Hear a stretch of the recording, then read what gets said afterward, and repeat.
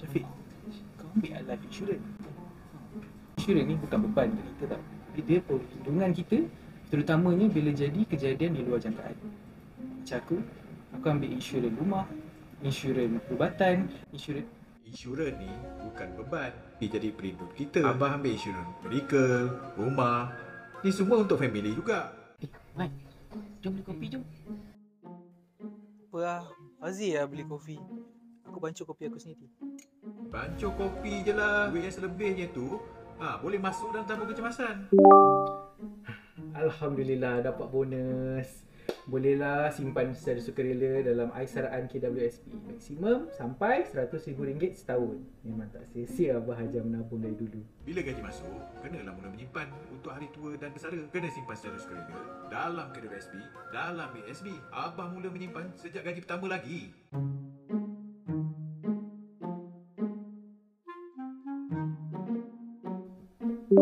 Man, cuba kau tengok ni. Anak Pakcik Samad ni dah nak kahwin, tapi kena install APK file ni untuk akses kad kahwin dia. Betul ke scam ni? Itu scam Abah. Kalau Abah install APK file ni, nanti dia akan keluar notification. Notification tu, dia minta kebenaran untuk kawal telefon Abah. Abah jangan tekan yes pula.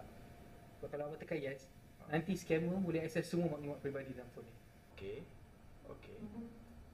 Dulu Abah nasihatkan aku.